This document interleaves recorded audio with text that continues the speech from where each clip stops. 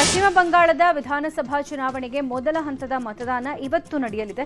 16 ಜಿಲ್ಲೆಗಳ 152 ಕ್ಷೇತ್ರಗಳಿಗೆ ಮತದಾನ ನಡೆಯಲಿದ್ದು ಶಾಂತಿಯುತ ಮತದಾನ ನಡೆಸೋಕೆ ಚುನಾವಣಾ ಆಯೋಗ ಸಕಲ ಸಿದ್ಧತೆ ಕೈಗೊಂಡಿದೆ.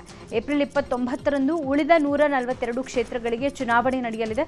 ಮೇ 4ರಂದು ಪಂಚರಾಜ್ಯಗಳ ಚುನಾವಣಾ ಫಲಿತಾಂಶ ಹೊರಬೀಳಲಿದೆ. ಮಮತಾ ಬ್ಯಾನರ್ಜಿ ಹಾಗೂ ಸುವೇಂದು ಅಧಿಕಾರಿ ಇಂದೇ ಅದೃಷ್ಟ ಪರೀಕ್ಷೆಗೆ ಗುರಿಯಾಗಲಿದ್ದಾರೆ. ಪಂಚರಾಜ್ಯ ಚುನಾವಣೆ ಘೋಷಣೆಯ ದಿನದಿಂದ ಚುನಾವಣಾ ಆಯೋಗ ಭರ್ಜರಿ ದಾಳಿ ಮಾಡಿದೆ.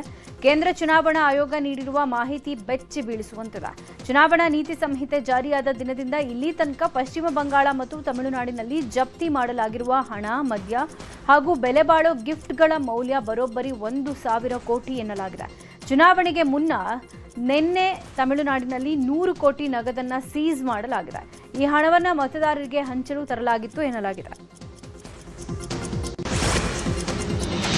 ಚುನಾವಣಾ ಪ್ರಚಾರದ ವೇಳೆ ಪ್ರಧಾನಿ ಮೋದಿ ಅವರನ್ನ ಭಯೋತ್ಪಾದಕ ಅಂತ ಕರೆದಿದ್ದ ಎಐಸಿಸಿ ಅಧ್ಯಕ್ಷ ಮಲ್ಲಿಕಾರ್ಜುನ್ ಖರ್ಗೆಗೆ ಚುನಾವಣಾ ಆಯೋಗ ನೋಟಿಸ್ ಜಾರಿ ಮಾಡಿದೆ.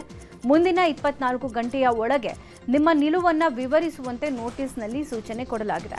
ತಮಿಳುನಾಡಿನಲ್ಲಿ ಚುನಾವಣಾ ಪ್ರಚಾರದಲ್ಲಿ ಭಾಗಿಯಾಗಿದ್ದ ಖರ್ಗೆ ಎಐಎಡಿಎಂಕೆ ಬಿಜೆಪಿ ಮೈತ್ರಿಕೂಟವನ್ನು ಟೀಕಿಸೋ ಭರದಲ್ಲಿ ಮೋದಿ ಅವರನ್ನ ಭಯೋತ್ಪಾದಕ ಅಂತ ಕರೆದಿದ್ರು.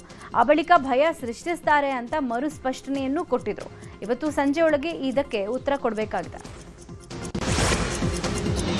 ಪ್ರಧಾನಿ ಮೋದಿಯನ್ನ ಟೆರರಿಸ್ಟ್ ಅಂತ ಕರೆದಿರುವ ಎಐಸಿಸಿ ಅಧ್ಯಕ್ಷ ಮಲ್ಲಿಕಾರ್ಜುನ್ ಖರ್ಗೆ ವಿರುದ್ಧ ಬಿಜೆಪಿ ನಾಯಕರು ಹೋರಾಟವನ್ನು ತೀವ್ರಗೊಳಿಸಿದ್ದಾರೆ. ಇಡೀ ದೇಶದಾದ್ಯಂತ ಖರ್ಗೆ ಮಾತನ್ನ ಖಂಡಿಸಿ ಬಿಜೆಪಿ ಹೋರಾಟ ನಡೆಸ್ತಾ ಇದ್ದು, ಇವತ್ತು ರಾಜ್ಯದಲ್ಲೂ ಬಿಜೆಪಿ ನಾಯಕರು ಬೃಹತ್ ಪ್ರತಿಭಟನೆಗೆ ಮುಂದಾಗಿದ್ದಾರೆ.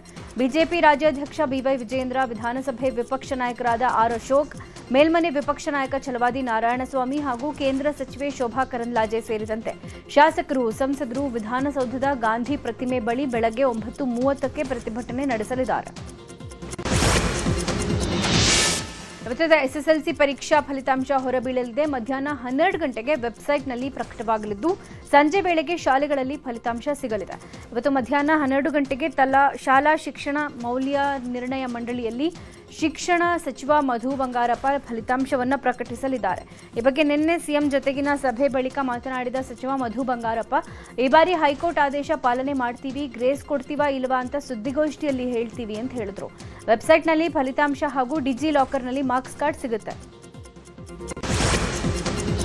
ಇವತ್ತು ಮತ್ತು ನಾಳೆ ಸಿಇಟಿ ಪರೀಕ್ಷೆ ನಡೀತಾ ಇದ್ದು, ನಿನ್ನೆ ಕನ್ನಡ ಪರೀಕ್ಷೆ ನಡೆದಿದೆ. ಇವತ್ತು ಮತ್ತು ನಾಳೆ 4 ವಿಷಯಗಳಿಗೆ ಪರೀಕ್ಷೆ ನಡೆಯಲಿದೆ ಅಂತ ಕೆಇಎ ಕಾರ್ಯನಿರ್ವಾಹಕ ನಿರ್ದೇಶಕ ಪ್ರಸನ್ನ ತಿಳಿಸಿದ್ದಾರೆ.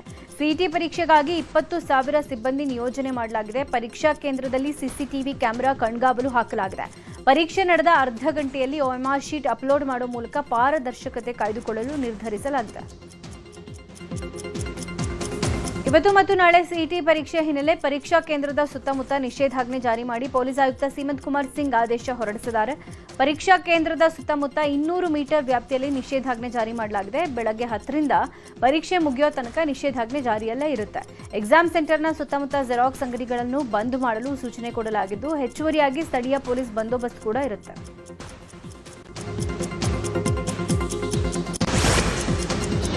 ಹ್ಯಾಕರ್ ಶ್ರೀಕೃಷ್ಣ ಅಲಿಯಾಸ್ ಶ್ರೀಕಿ ವಿರುದ್ಧದ ಹ್ಯಾಕಿಂಗ್ ಮತ್ತು ವಂಚನೆ ಪ್ರಕರಣವನ್ನು ರದ್ದು ಕೋರಿ 2 ಆರೋಪಿಗಳು ಹೈಕೋರ್ಟ್ಗೆ ಅರ್ಜಿ ಸಲ್ಲಿಕೆ ಮಾಡಿದ್ದಾರೆ. ಸುನೀಶ್ ಹೆಗಡೆ ಹಾಗೂ ಪ್ರಸಿದ್ಧ್ ಶೆಟ್ಟಿ ಹೈಕೋರ್ಟ್ಗೆ ಅರ್ಜಿ ಸಲ್ಲಿಸಿದ್ದಾರೆ. ಎಸ್ಐಟಿ ತನಿಖೆಯಲ್ಲಿ ಇವರ ವಿರುದ್ಧ ಆರೋಪ ಕಂಡು ಬಂದಿಲ್ಲ. ಹೀಗಾಗಿ A3 ಮತ್ತು A4 ವಿರುದ್ಧದ ಪ್ರಕರಣವನ್ನು ರದ್ದುಪಡಿಸಲು ಮನವಿ ಮಾಡಲಾಗಿದೆ. ಅರ್ಜಿದಾರರ ಪರ ವಕೀಲರ ವಾದಕ್ಕೆ ಎಸ್ಪಿಪಿ ಪ್ರಸನ್ನಕುಮಾರ್ ಆಕ್ಷೇಪ ವ್ಯಕ್ತಪಡಿಸಿದ್ರು. ಆರೋಪಿಗಳ ವಿರುದ್ಧ ಈಗಾಗಲೇ ದೋಷಾರೋಪ ಪಟ್ಟಿ ದಾಖಲಿಸಲಾಗಿದೆ.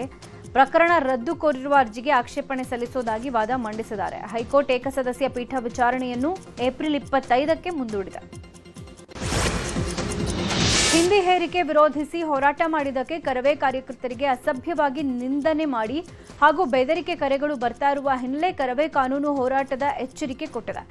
ಕರ್ನಾಟಕ ರಕ್ಷಣಾ ವೇದಿಕೆ ಅಧ್ಯಕ್ಷ ನಾರಾಯಣಗೌಡ ಎಚ್ಚರಿಕೆ ಕೊಟ್ಟಿದ್ದು, ಅಸಭ್ಯವಾಗಿ ನಿಂದಿಸಿದರೆ ಕಠಿಣ ಕಾನೂನು ಕ್ರಮ ಎದುರಿಸಬೇಕಾಗುತ್ತೆ ಅಂತ ಹೇಳಿದ್ದಾರೆ. ಅಲ್ಲದೆ ಅವಾಚ್ಯ ಶಬ್ದಗಳಿಂದ ನಮ್ಮ ಮೇಲೆ ಸಾಮಾಜಿಕ ಜಾಲತಾಣಗಳಲ್ಲಿ ನಿಂದನೆ ಆಗ್ತಾ ಇದೆ. ಕೆಲವು ಪ್ರಕರಣವನ್ನು ದಾಖಲಿಸಿ ಈಗಾಗಲೇ ಎಫ್ಐಆರ್ ಕೂಡ ಆಗಿದೆ. ಇತ್ತೀಚಿನ ಹಿಂದಿ ಹೇರಿಕೆ ವಿರೋಧಿಸಿ ಹೋರಾಟದ ಬಳಿಕ ದಾಳಿ ಜಾಸ್ತಿ ಆಗ್ತಾ ಇದೆ. ಇದನ್ನ ಕರವೇ ಹಾಗೂ ಕನ್ನಡ ಪರರು ಸಹಿಸಿಕೊಳ್ಳೋದಿಲ್ಲ ಅಂತ ಹೇಳಿದ್ರು.